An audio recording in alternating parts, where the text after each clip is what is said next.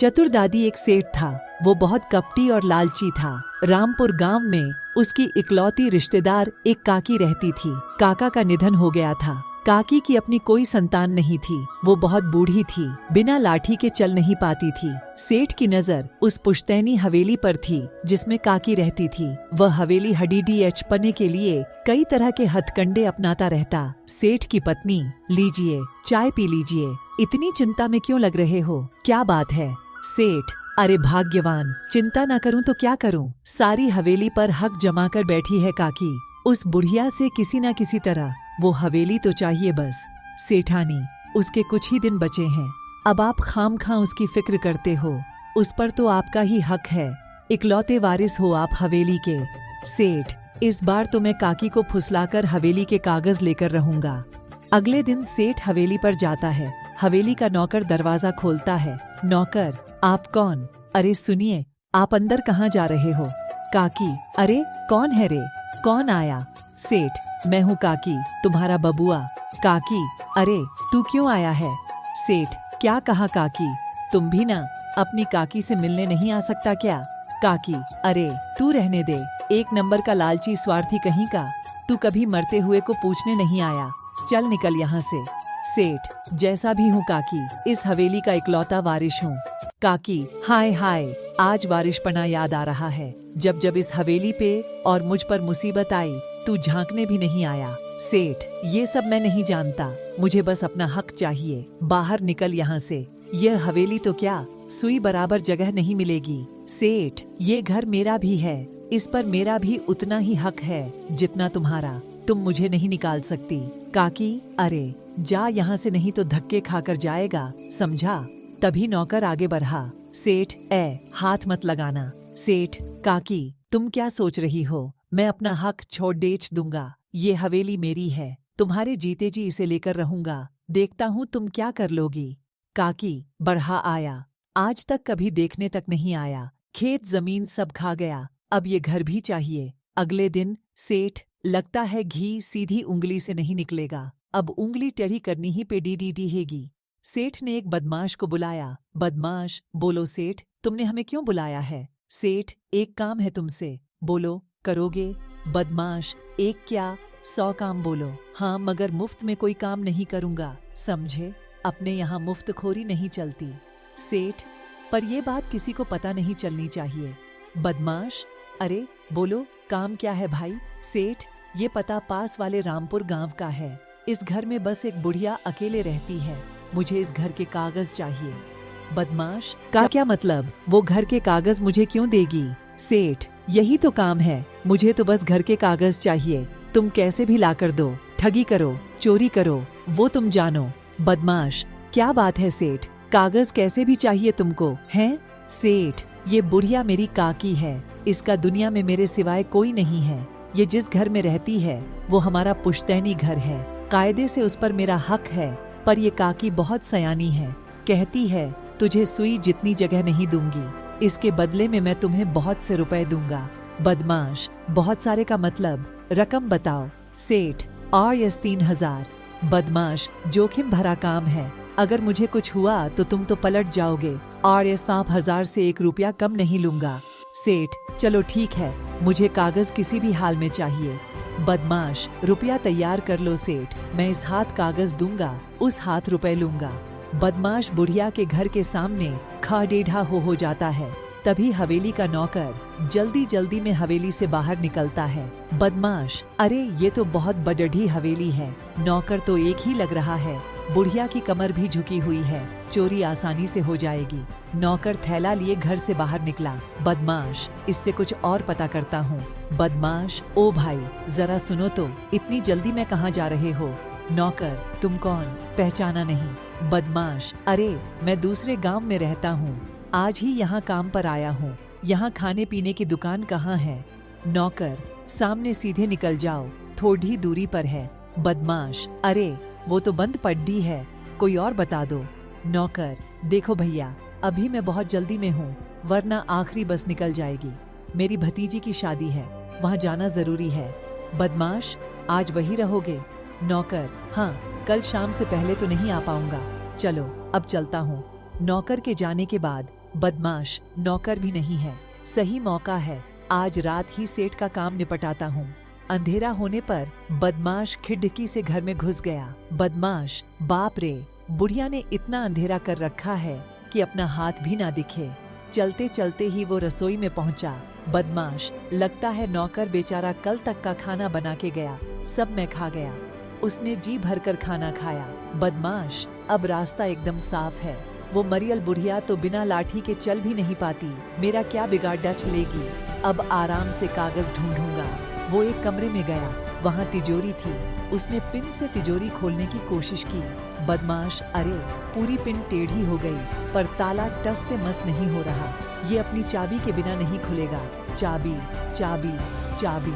उसने यहाँ वहाँ देखा तो हाथ से एक मूर्ति टकराकर जोर से गिरी। काकी, अरे रमैया, ये आधी रात को क्या लगा रखा है, सोने भी नहीं देता। बदमाश, इस बुढ़िया की याददाश्त बहुत कमजोर है, भूल गई, आज तो नौकर घर पर है ही नहीं, क्या करे बेचारी, बुढ़ापा जो है। थोड़ी ही देर बाद, काकी, अरे मैं तो भूल ही गई, ये रमैया तो भतीजी की शादी में गया है। रमैया तो क्या, आज तो कोई भी नहीं है। फिर ये आवाज, शायद मेरा भरम है। बदमाश चाबी ढूंढते हुए अलमारी से टकरा गया। उस पर रखा सामान उसके सिर पर गिर गया। बदमाश, हाय मेरा सिर, मैं तो मर गया। काकी, आज तो पक्का चोर घुस गया, अब क्या करूं?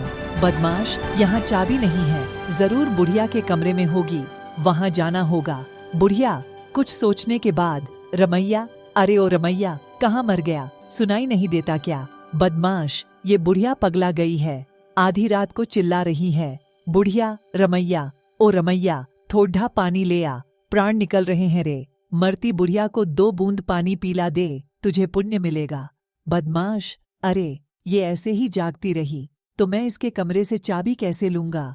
आइडिया, रसोई में जाकर उसने एक गिलास पानी में एक गोली डाली। बदमाश, ये पानी पीकर बुढ़िया सुबह तक आराम से सोती रहेगी और मैं अपना काम आराम से कर लूंगा। बुढ़िया, रमैया, थोड़ा पानी ले आ, प्राण निकल रहे हैं रे। मरती बुढ़िया को 2 बूंद पानी पिला दे, तुझे पुण्य मिलेगा। बुढ़िया, नौकर की आवाज में, आया काकी। बुढ़िया, रमैया की आवाज में बोल रहा है दुष्ट, आ तो तुझे बताती हूँ। बुढ़िया ने पास पड़े टेढ़ी लालटेन का तेल दरवाजे की दहलीज पर फैलाकर गिरा दिया और लाठी लेकर दरवाजे के पीछे खड़ेढ़ी हो गई। जैसे ही बदमाश ने दहलीज पर कदम रखा, फिसल कर गिर पड़ेढ़ा और बुढ़िया उसे लाठी से मारने लगी। बुढ़िया, चोर चोर चोर, काकी के घर में चोर घुस गया। गांव वालों ने आकर बदमाश को पकड़ डियच लिया। सुबह पंचायत में सेठ को भी बुलाया गया। सेठ, ये चोर भी ना एक काम ढंग से नहीं कर सका, अब कहीं ये सब कुछ सच सच न उगल दे। मुखिया, कल रात काकी के घर में ये चोर घुस गया, वो तो शुक्र है कि इसने थोड़ी सूझबूझ दिखाई, अगर कोई ऊंच नीच हो जाती तो। सेठ, आप कहना क्या चाहते हो मुखिया जी? मुखिया, यही कि काकी का यूं अकेले रहना ठीक नहीं, तुम इसे अपने साथ रखो। सेठ, मन में, काकी मेरे साथ आ जाए तो मैं इस हवेली को ऊंची कीमत पर बेचकर शहर जाकर आराम की जिंदगी जीऊंगा। सेठ, हाँ हाँ, क्यों नहीं, ये चले मेरे साथ, मैं इनका पूरा ध्यान रखूंगा। बुढ़िया, मुखिया जी, मुझे नहीं रहना है इसके साथ। मुखिया, इसके सिवा तुम्हारा कोई है भी तो नहीं। बुढ़िया, पिछले साल जब मैं बीमार हुई थी तब भी आपने यही कह के मुझे इसके यहाँ भेजा। देखभाल करना तो दूर, रोटी कप टी ये तक को मोहताज कर दिया था मुझे। ये और इसकी पत्नी मेरे साथ नौकरों से भी बुरा व्यवहार करते थे। अपमान सहने से तो अकेले रहना अच्छा है, वैसे भी इसे बस हवेली चाहिए। मुखिया, ठीक है। मुखिया, तुम काकी के घर में क्या चोरी करने गए थे? बदमाश, धीमे से, हाँ हाँ। मुखिया, सुना नहीं, तुम काकी के घर में क्या चोरी करने गए थे? बदमाश, बताता हूँ, पर मुझे मारना नहीं। गांव वालों ने मार मार के कमर तोड़ डैश दी है। मुखिया, कोई नहीं मारेगा। तभी सेठ ने बदमाश को आंख मारकर गर्दन ना में हिलाकर इशारा किया। बुढ़िया ने ये देख लिया। बुढ़िया, अच्छा तो ये सारा किया धरा तेरा है। बदमाश, मैंने सोचा घर के कागज के साथ साथ इतने बड़े घर में बढ़ा माल मिलेगा, ये सोचकर गुस्सा था। मुखिया, पर तुम्हें इसकी सजा मिलेगी। बुढ़िया, मुखिया जी, सजा रहने दो, वैसे भी मुझे तो ये बेचारा शरीफ लग रहा है, मजबूरी में चोरी करता होगा। मुखिया, काकी, जो कहना है खुलकर कहो। बुढ़िया, मैंने आपकी और मेरी समस्या का हल निकाल लिया है। आज से ये चोर मेरा बेटा है। मुखिया, क्या चोर को बेटा बनाओगी? बुढ़िया, हाँ, जाते ही जाते किसी की जिंदगी संवर जाए। कलयुग में इससे बड़ा पुण्य क्या होगा। और अब से ये मेरे साथ रहेगा। मुखिया जी, आप बस कागज बनवा दो कि मेरे बाद ये हवेली इसकी होगी, ताकि इसे आगे कभी कोई परेशानी ना हो। मुखिया, ठीक है काकी, जैसी तुम्हारी मर्जी। बुढ़िया घर पहुंचकर, बदमाश, काकी, मैं तो चोरी करने आया था, तुमने मुझे सजा से तो बचाया ही, बेटा भी बना लिया। बुढ़िया, बेटा कोई बात नहीं, तू अपने आगे की सोच। वैसे भी जो चीज तू चुराने आया था वो तुझे मिल गई। बदमाश, मैं कुछ समझा नहीं। बुढ़िया, मैं जानती हूं कि तू हवेली के कागज चुराने आया था। बदमाश, आपको कैसे पता? बुढ़िया, इस घर में और धरा क्या है चोरी करने के लिए। चल अब ये सब चोरी चकारी छोड़ डैस कर कोई ढंग का काम शुरू कर दे। दूसरी तरफ सेठ, बाजी उलट गई। अब हवेली हाथ से चली जाएगी, और इस बदमाश ने कहीं मेरा सच बता दिया तो गांव से हुक्का पानी बंद हो जाएगा। पुलिस में रपट कर दी तो ना कुछ करना पड़ेगी ढेगा। सेठ ने बदमाश को एक सुनसान जगह पर मिलने के लिए बुलाया। सेठ, तुमने किसी को कुछ बताया तो नहीं? ये लो पैसे, हवेली के कागज मुझे दे दो और चुपचाप कहीं और चले जाओ। बदमाश, कौन से कागज? वो हवेली मेरी माँ की है, उनकी ही रहेगी। सेठ, ओ माँ, बेटा बोल दिया तो तेरी माँ हो गई। बदमाश, हाँ, और मैं उनके साथ ही रहूंगा, तुम उन्हें तंग करने की सोचना भी मत। सेठ, तुझे क्या लगता है मैं तुझे वो हवेली इतनी आसानी से लेने दूंगा? वो बस और बस मेरी है, समझा? बदमाश, मुझे हवेली नहीं चाहिए, पर जब तक माँ नहीं चाहेंगी मैं तुम्हें भी नहीं लेने दूंगा। सेठ, देख, ज्यादा बन मत, अपनी औकात मत भूल, समझा? तुझे मैंने वहां हवेली के कागज चुराने के लिए भेजा था। वो कागज मुझे लाकर दे और यहाँ से दूर चला जा। तभी पेड़ों के पीछे छिपी बुढ़िया ताली बजाते हुए सामने आई। उसके साथ मुखिया और गांव वाले भी थे। सेठ, तूने मुझसे चालाकी की। बुढ़िया, ये पराया होकर भी अपना बन गया, पर तुम अपने होकर भी कभी अपने नहीं बन पाए। मुखिया, अरे तुम तो बहुत गिरे हुए इंसान हो भई, तुम्हारी सजा पंचायत बताएगी। अरे ले चलो इसे, इसकी हेकड़ी निकालनी पड़ेगी। सब कुछ होते हुए भी एक बेसहारा बुढ़िया को तंग करता है। ऐसी नालायक औलाद किसी की ना हो।